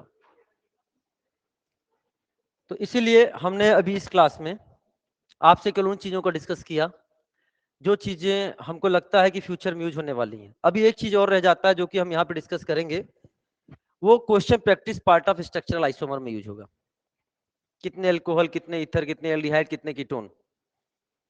जिस तरह से हमने आपको जनरल फार्मूला आपको बता दिया, अब आपको जहां तक लगता है कोई भी जनरल फार्मूला आप निकाल सकते हो इस तरीके से, उसी तरीके से बिना पेन के यूज किए, बिना पेन के यूज किए जनरल फार्मूला बता सकते हो कि नहीं कहता? बता सकते हो। उसी तरह बिना पेन के यूज किए हम आपको सिखाएंगे कितने अल्कोहल, कितने ईथर, कितने एल्डिहाइड, कितने कीटोन, एसिड एस्टर बनते हैं बिना पेन के यूज किए। उसको भी मुझे आपको तरीके से सिखाना होगा, लेकिन उससे पहले हम आइसोमर की बात कर रहे हैं, और आइसोमर में ऑप्टिकल आइसोमर जानना हमारे लिए बहुत जरूरी होगा, क्योंकि वो हमारे रिएक्शन मैकेनिज्म पार्ट से बहुत ज्यादा रिलेट रखता है। और जैसा कि आपको पता है कि एनटीए ने नीट के सिलेबस में से chemistry in everyday life and polymer को क्या कर दिया है? रिमूव कर दिया। आता तो ज्यादा अच्छा लगता, बहुत प्यारे चैप्टर है दोनों, लेकिन कंपनसेट करने के लिए इन 2 टॉपिक से 2 क्वेश्चन तो मिनिमम आते ही थे। अब वो 2 क्वेश्चन कहां से पूछेगा? प्रैक्टिकल ऑर्गेनिक केमिस्ट्री आप पहले भी पढ़ते थे और अब भी पढ़ रहे हो, कोई प्रैक्टिकल ऑर्गेनिक केमिस्ट्री कुछ नया ऐड नहीं हुआ है, मैं आपको बताना चाहता हूं। क्या आप ऑरेंज डाई नहीं पढ़ते थे? क्या 2,4 डीएनपी टेस्ट नहीं पढ़ते थे? क्या फेलिंग टॉलरेंस नहीं पढ़ते थे? वही तो सब है। समझ में आया? सुन रहे हैं? वो सारी चीजें हैं। तो वो इनको कंपनसेट करेगा आइसोमर से, आईपीएससी से एंड जीओसी से, जहां से क्वेश्चन कम आते थे। मेरी बात ध्यान समझना, क्लियर हो रही है? तो आई सबसे पहले हम लोग बात कर रहे हैं आइसोमेरिज्म। और आइसोमर बोले तो आ जाओ बेटा, आइसोमर बोले तो same molecular formula, same molecular formula. ये दो प्रकार के होते हैं। पहला है दिस इज स्ट्रक्चरल आइसोमर और दूसरा क्या हो गया? Stereo isomer. Structural and stereo. Structural isomer का एक और नाम है, this is called as constitutional isomer. नाम आपको पता होना चाहिए। स्ट्रक्चरल आइसोमर को हम लोग क्या नाम जानते हैं? Constitutional isomer. स्ट्रक्चर में चेंज कर दो तो कौन सा आइसोमर हो जाएगा? Structural isomer, provided that same molecular formula. For example, अगर चेन को चेंज कर लो किसी भी प्रकार से, आगे आएगा जैसे पीसीसी हो या साइड चेन। पीसीसी का मतलब जानते हो? Parent carbon chain, principal carbon chain. PCC या साइड चेन को चेंज कर दो तो क्या हो जाएगा? Chain isomer. अगर पोजीशन चेन को कांस्टेंट रखते हुए अगर पोजीशन को चेंज कर दो तो क्या हो जाएगा? Position of functional group, multiple bond. Substituent को चेंज कर दो तो क्या हो जाएगा? Position isomer. दोनों में से एक रिंग बना रहा हो और एक चेन बना रहा हो तो क्या नाम हो जाएगा? Ring chain isomer. This is not given in NCERT, बहुत ध्यान समझना। अगर फंक्शनल ग्रुप ही चेंज कर दो तो कौन सा नाम हो जाएगा? Functional group isomer. नाम बताना। और अगर हम आपसे बात करें मेटा, मेटा का मतलब क्या होता है? मेटा का मतलब क्या होता है? मेटा का मतलब होता है मिडल। मेटा का मतलब क्या होता है? मिडल। ऐसे फंक्शनल ग्रुप जो मिडल में रहते हैं। अच्छा, जो मिडल में रहेगा उसी कम से कम कितनी वैलेंसी होंगी? कम से कम 2 वैलेंसी होगी, 2 या 2 से ज्यादा हो। यानी मतलब मोनोवैलेंट होगा कि पॉलीवैलेंट होगा? ये पॉलीवैलेंट कंपाउंड के लिए हो जाएंगे मेटामेरिज्म। और जो चर्चा है अगला क्या है? टॉटोमेरिज्म। ये चर्चा हम लोग कहां करेंगे? जीओसिन। क्लियर हो गया कि नहीं हो गया? तो कौन कौन से नाम हो गए बताना? चेन आइसोमर, दूसरा पोजीशन, तीसरा नेक्स्ट। अच्छा सुनो, अब चीजें आएंगी। Stereo isomer, stereo isomer. Stereo isomer में क्या होता है? अच्छा, इसमें एक चीज और है, इसमें कनेक्टिविटी जो है ना, कनेक्टिविटी डिफरेंट होती है। किसमें? अरे भाई, मैं आपके घर आया, डिंग डोंग किया, दरवाजा खुला, आपको पता था कि सुबह 6 बजे एसिड सर आ रहे हैं चाय पीने। अब हम आपके सामने आए, लेकिन देख क्या रहे हैं? हाथ की जगह पैर और पैर की जगह हाथ है, मुंडी घूमी हुई है। दरवाजा खोलते ही आप क्या हो जाओगे? साफ बेहोश हो गए। बोलो ना। यानी कहीं ना कहीं जो कनेक्टिविटी थी वो हमने क्या कर दी? अलग कर दी, डिफरेंट। कनेक्टिविटी का अलग होना, स्केलेटन मतलब बहुत सारी चीजें हैं। कॉन्स्टिट्यूशनल ही क्या हो गया? अलग हो गया। That is called structural isomer, structural difference कर देना। लेकिन यहां पर अगर मैं आपसे बात करूं तो कनेक्टिविटी नहीं डिफरेंट है, कनेक्टिविटी सेम है। अब हम आपके घर आए, आपने दरवाजा खोला, लेकिन एसिड सर को नहीं पाए, क्योंकि उस शक्तिमान की तरह घूम के नीचे आने वाला है। घूम कैसे आ रहा है? अरे है ना। तो जहां हाथ है वहां हाथ है, जहां पैर है वहां पैर है। कनेक्टिविटी तो सेम है, बट 3 डायमेंशनल में ओरिएंटेशन क्या हो रहा है? अलग हो रहा है। दिस इज कॉल्ड क्या? Stereo isomer. अब स्टीरियो आइसोमर में दो प्रकार है, कन्फर्मेशनल, दूसरा क्या हो गया? कॉन्फिगरेशनल। कन्फर्मेशनल एक ट्रू आइसोमर नहीं होते हैं। क्यों नहीं होते हैं इसकी चर्चा जब कन्फर्मेशनल करेंगे तब डिस्कस करेंगे। और वेरी इंपॉर्टेंट, बिकॉज एनसीईआरटी ने पूरे 1.5 पेज डेडिकेट किया है इसको, बहुत ध्यान समझना, एग्जाम में आने के चांस बहुत ज्यादा है इसके। दूसरा कॉन्फिगरेशनल आइसोमर। कॉन्फिगरेशनल आइसोमर को हम दो प्रकार से देखेंगे, एक है ज्योमेट्रिकल आइसोमर और दूसरा क्या है? Optical isomer. एक है ज्योमेट्रिकल, दूसरा क्या है? ऑप्टिकल, जीआई और ओआई। बात क्लियर हो गया? बस इतना ही आइसोमर, खत्म। सर बस इतना ही? नहीं साहब, ध्यान समझना बेटा। अब चीजों को समझना, एकदम आ जाओ क्लास में, एकदम चीजों को समझो। क्वेश्चन आएंगे, सॉल्व आपको करना है। चेन आइसोमर में क्या लिखा है? पढ़ो बेटा। अरे सेम मॉलिक्यूलर फार्मूला बोलने की जरूरत ही नहीं है। आइसोमर बोले तो सेम मॉलिक्यूलर फार्मूला, तो वही वाली बात है, सेम मॉलिक्यूलर फार्मूला। अच्छा, सेम फंक्शनल ग्रुप। अगर फंक्शनल ग्रुप अलग हो गया तो कहां चला जाएगा? तो फंक्शनल ग्रुप आइसोमर में चला जाएगा। Is it clear? फिर क्या लिखा है? बट डिफरेंट पीसीसी और side chain, different parent carbon chain या हो साइड चेन, चेन आइसोमर खत्म। अभी क्वेश्चंस करेंगे इस पे आधारित, है ना। अगला आता है पोजीशन आइसोमर। अच्छा, आइसोमर बोले तो same molecular formula, same functional group. अच्छा, फंक्शनल ग्रुप जहां भी बदले ना, फिर तो कोई लेना देना नहीं है। वो फंक्शनल ग्रुप आइसोमर में चला जाएगा। लेकिन याद रखना, अंडरलाइन क्या है इसमें, सेम पीसीसी और एंड साइड चेन। यहां पीसीसी और साइड चेन में डिफरेंस नहीं होना चाहिए, नहीं होना चाहिए, क्योंकि जैसे ही तुमने पीसीसी या साइड चेन में डिफरेंट किया, वो कहां पहुंच जाएगा, चेन आइसोमर में। एनसीईआरटी में आपका क्वेश्चन है, किस में चला जाएगा बेटा, chain isomer. But different position of functional group, multiple bond और substituent, different position of functional group, multiple bond और सब्स्टिट्यूएंट।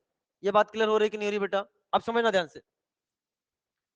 रिंग चेन में क्या बोला, same molecular formula but different mode of linking of atom, that is carbon atom. एक open chain हो, दूसरा क्या हो, close chain. Functional group isomer में क्या है, डिफरेंट फंक्शनल ग्रुप, खत्म। और मेटामेरिज्म में क्या है, मिडल वाला, मिडल वाला सेम मॉलिक्यूलर फार्मूला है, सेम पॉलीवैलेंट फंक्शनल ग्रुप। जैसे पॉलीवैलेंट बोला है ना, मेटा का मतलब क्या होता है, बीच वाला।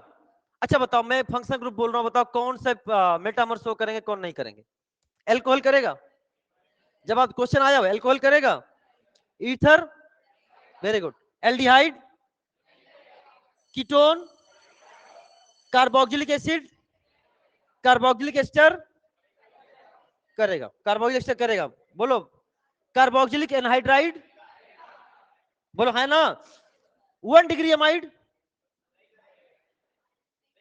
जानते हो 1 डिग्री अमाइड, अरे है ना, ये क्या है, दिस इज कॉल्ड, ये क्या, this is the 1 degree amide, 2 degree amide, बोलो, this is called as 2 degree amide, अरे बोलो। और अगर मतलब 3 डिग्री अमाइड, एक और आ जाएगा, कौन बोला नहीं करेगा बच्चा, this is the 2 degree amide, this is the 3 degree amide. बात क्लियर हो रही है कि नहीं हो रही बेटा, यहां से आर क्या है, आप चेंज कर सकते हो यहां पे।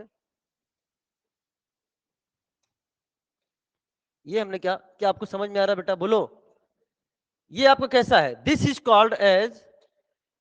कॉल्ड एज मोनोवैलेंट, और ये क्या है, बाईवैलेंट, ये कैसा हो गया, ट्राईवैलेंट। तो ये मेटामेरिज्म शो करेंगे और ये शो नहीं करेंगे। 1 degree amine, 2 degree amine, 3 degree amine, ऐसे भी क्वेश्चंस आते हैं, ऐसे भी क्वेश्चंस आते हैं। तो कहने का मतलब उसने बोला same molecular formula, same polyvalent functional group, but different alkyl group attached to polyvalent. Different alkyl group समझ रहे हो, बोलो, जैसे पहला ये हो गया, दूसरा ये हो गया, ब्रांचिंग कर दो, ब्रांचिंग कर दो, समझ में आ रहा है कि नहीं आ रहा है, दोनों तरफ के एल्काइल ग्रुप क्या होने चाहिए, डिफरेंट होने चाहिए। तो बताओ चेन आइसोमर के लिए बोलो सब लोग क्या करोगे, चेन आइसोमर के लिए, अच्छा बताओ molecular formula, functional group, different PCC और side chain, very good. Position isomer के लिए बोलो, molecular formula, functional group, PCC and side chain, but different position of functional group या मल्टीपल बॉन्ड या substituent. Is it clear. Ring chain के लिए different mode of linking, अगर एक है रिंग तो दूसरा क्या होगा, चेन। बात क्लियर हो रही है। इसके अलावा अगर हम बात करते हैं तो क्या है, फंक्शनल ग्रुप आइसोमर में क्या होगा, डिफरेंट फंक्शनल ग्रुप। और अगर मेटावेलेंट के मेटामर होने के लिए पॉलीवेलेंट फंक्शनल ग्रुप सेम या डिफरेंट, पहले तो नहीं, पहले तो फंक्शनल ग्रुप कैसा होना चाहिए, मोनोवेलेंट की पॉलीवेलेंट, पॉलीवेलेंट होना चाहिए। Number 2, polyvalent functional group same होना चाहिए, डिफरेंट होना चाहिए, और डिफरेंट एल्काइल ग्रुप अटैच। लेकिन अगर हम आपसे बात करते हैं according to language of NCERT, तो मेटामेरिज्म के बारे में क्या लिख रहा है, पढ़िए बेटा। It arises due to different alkyl chain on either side of the functional group in the molecule। अब either बोल दिया तो मतलब पॉलीवेलेंट हो गया कि नहीं हो गया, different alkyl associated. Is it clear. तो आई थिंक क्लास ब्रेक हुआ है, ब्रेक हुआ है, नहीं थोड़ा सा ब्रेक ले लो। अगली क्लास से हम लोग यहां पे देखो ध्यान से बेटा, ये क्या है, this is a question practice.